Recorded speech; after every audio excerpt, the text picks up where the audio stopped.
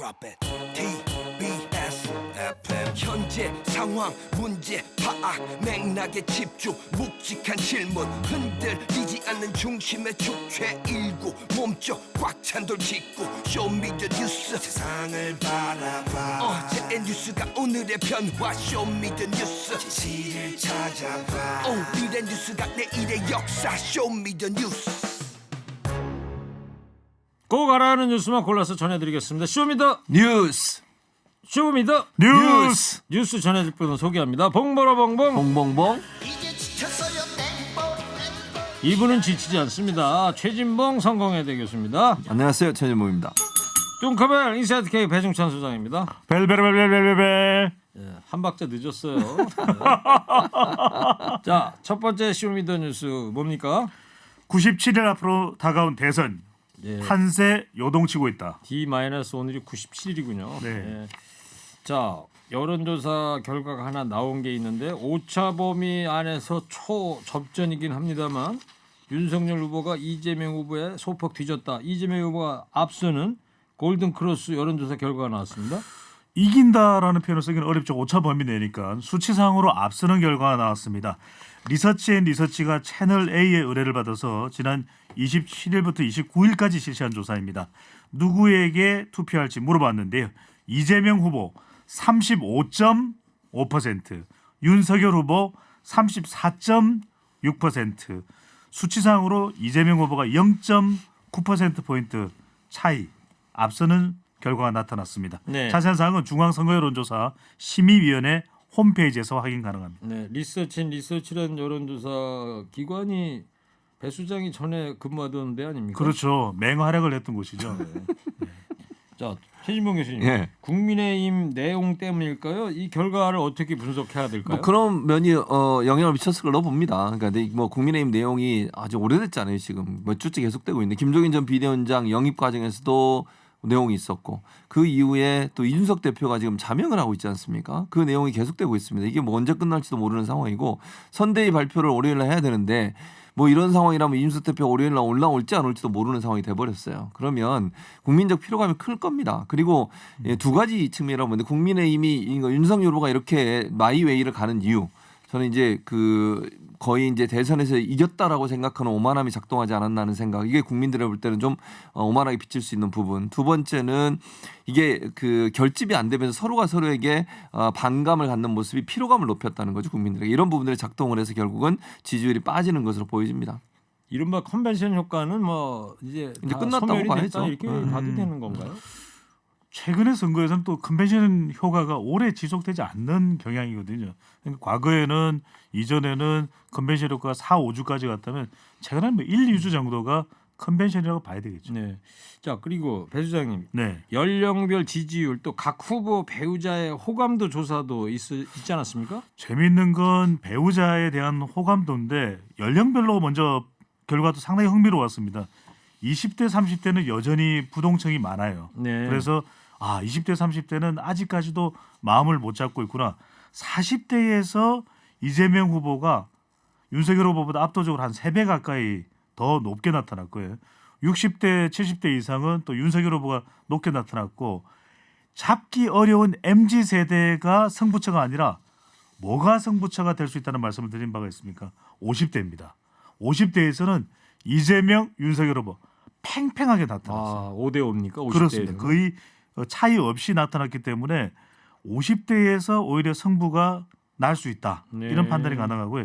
이번 조사에서는 배우자에 대해서도 물어봤습니다. 배우자에 대해서 어떻게 생각하는지 물어봤는데 호감, 비호감을 물어봤는데 상대적으로 호감보다는 비호감이 높았습니다. 이 김혜경 씨, 이재명 후보의 배우자죠. 비호감이 38.7%, 윤석열 후보의 배우자인 김건희 씨는 비호감도가 더 높았습니다. 56.7%로 나타났습니다. 아, 그래요? 네. 김건희 씨, 최 교수님, 네. 김건희 씨 비호감도가 매우 높은데 이유를 뭐로 찾아야 될까요? 이유는 여러 가지가 있죠. 사실은 이제 본부장 사건이라고 보통 민주당에서 얘기하는데 본인 부인 장모 이렇게 돼 있잖아요. 그 비리 관련해서 본부장 소위.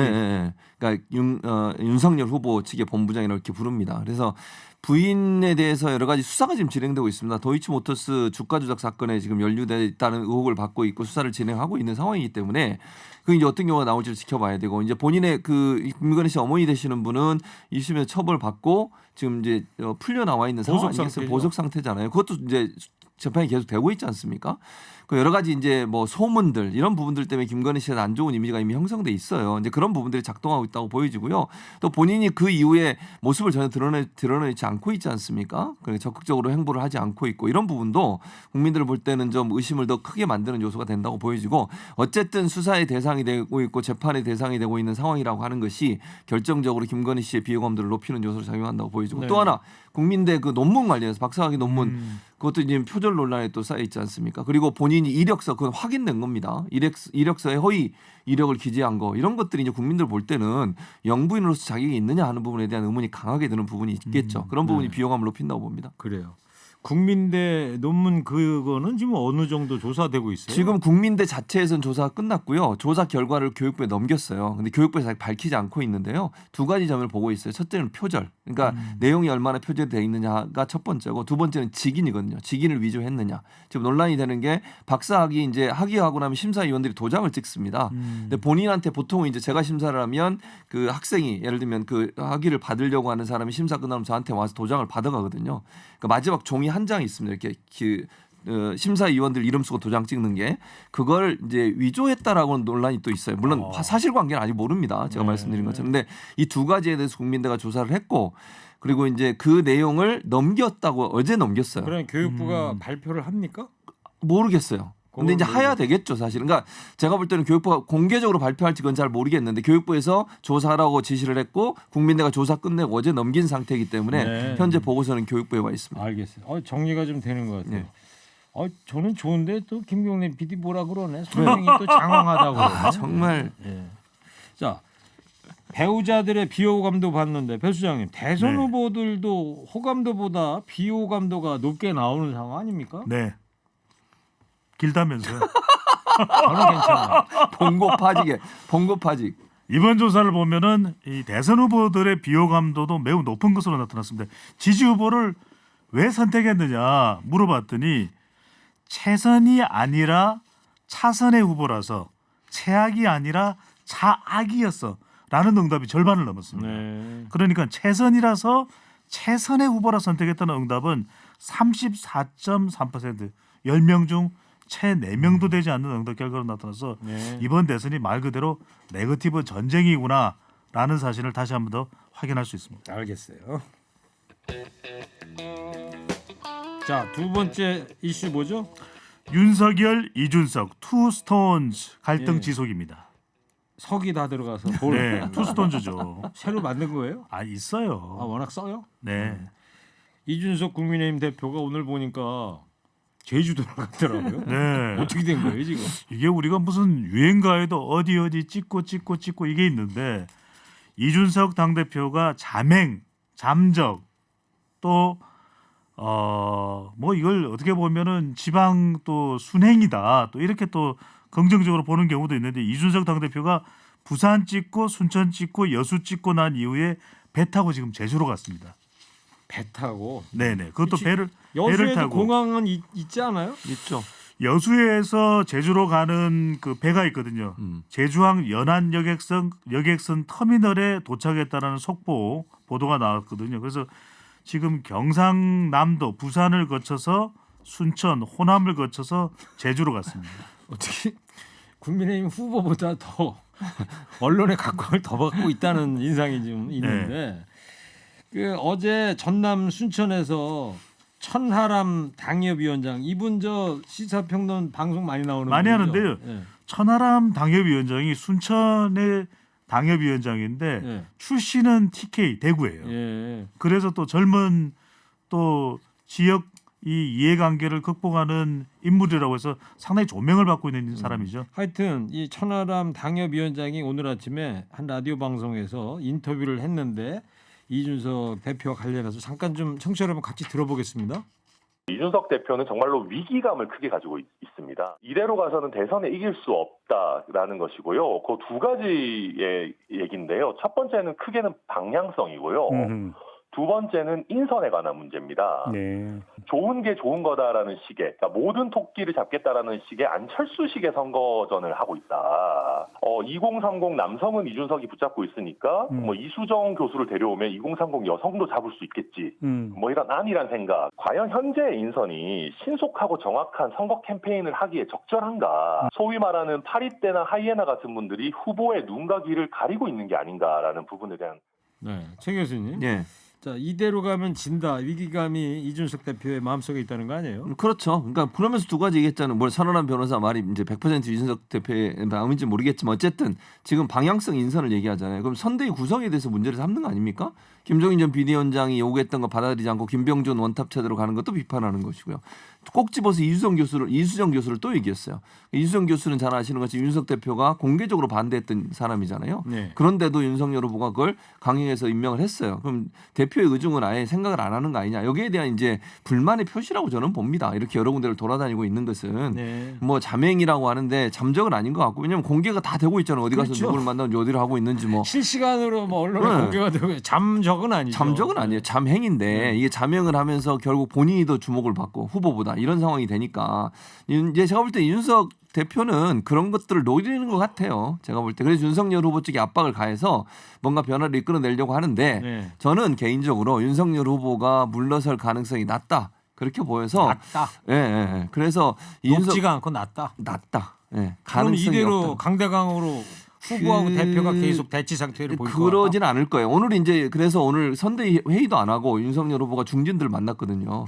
원로들 만났습니다. 이제 조언을 듣겠다는 원로들도 분명히 해결하라고 얘기했을 거예요. 그래서 어떤 형태로든 협의가 이루어질 텐데 네. 그게 어느 정도까지 좁혀질 거냐.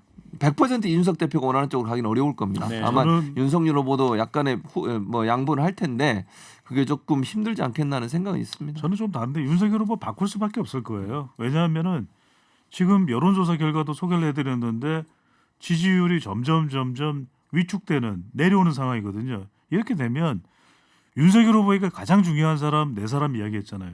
김종인, 이준석, 홍준표, 안철수 이들과 어떻게 협력할 수 있는 수단을 강구할 수밖에 없는 것이고 알겠어요. 네. 이준석 당대표를 달래야죠. 네. 하여튼 최진봉 교수님은 윤석열 후보가 이 머리 조아릴 일은 없을 거다. 네. 그러나 배 소장은 윤석열 후보가 마음을 바꿀 것이다. 아니, 선거에서 이기기 위해서는 뭐든 다 하는 겁니다. 두 분이 이렇게 대립각을 세우는 모습 아주 좋습니다.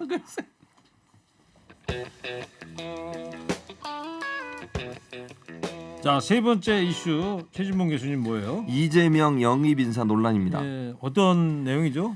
일단 그 이재명 캠프의 영입이로 이 조동현 교수 관련된 부분인데요. 네. 모 언론에서 혼외자 의혹을 제기를 했습니다. 물론 이게 처음에 제기는 유튜브 방송에서 했고요.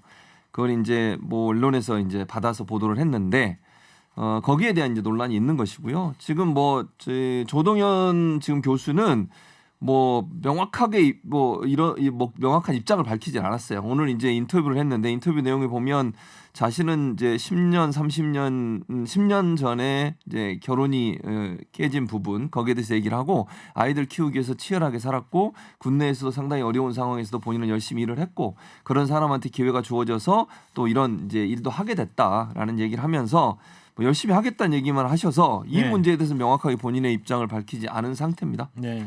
송영길 대표가 스카우트한 것으로 알려지고 있지 않습니까? 그렇게 알려지고 있는데 그게 뭐 누가 스카우트 또는 누가 추천을 했든 그게 중요한 게 아니고요. 지금 이재명 후보 쪽의 반응을 보면은 네. 당혹 두 글자입니다.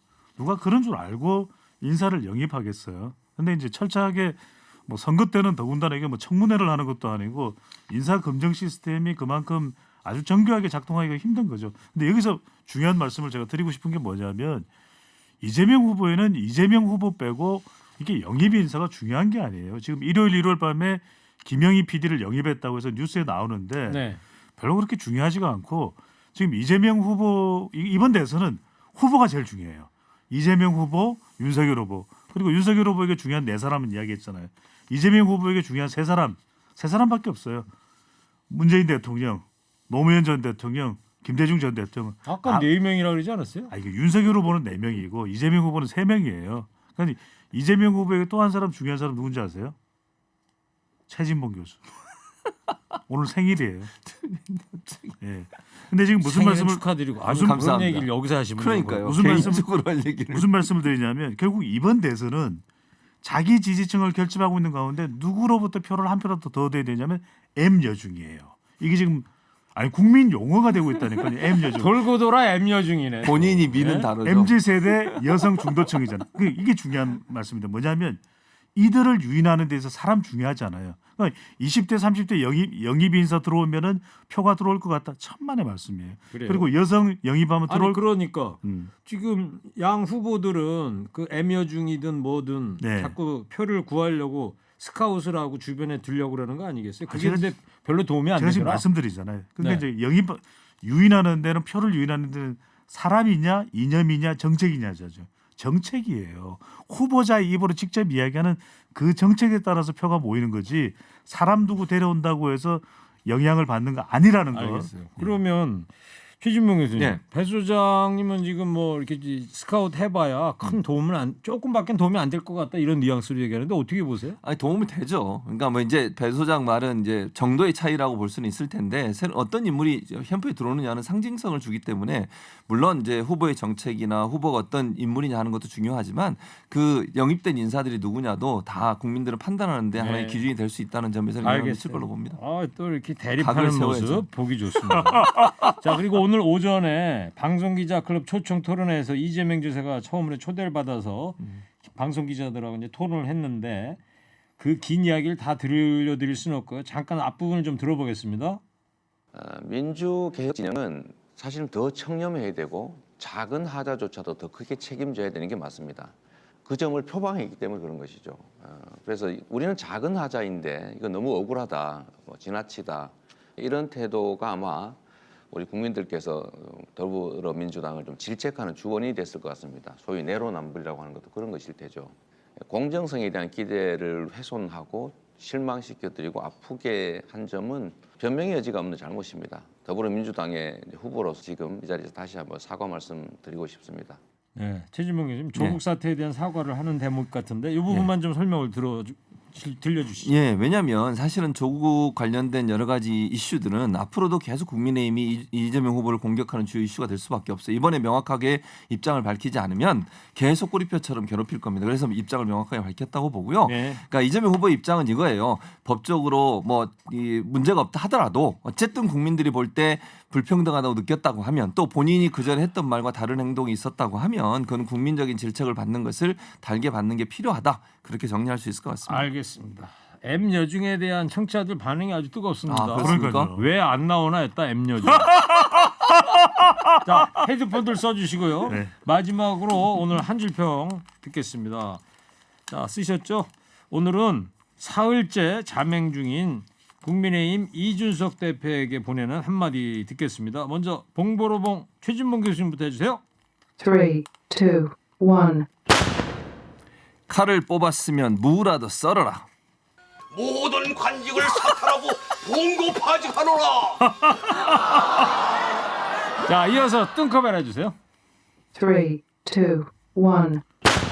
준석이 형 외롭죠? 갈 데가 없으면 허리케인으로 오소. 잘했군 잘했어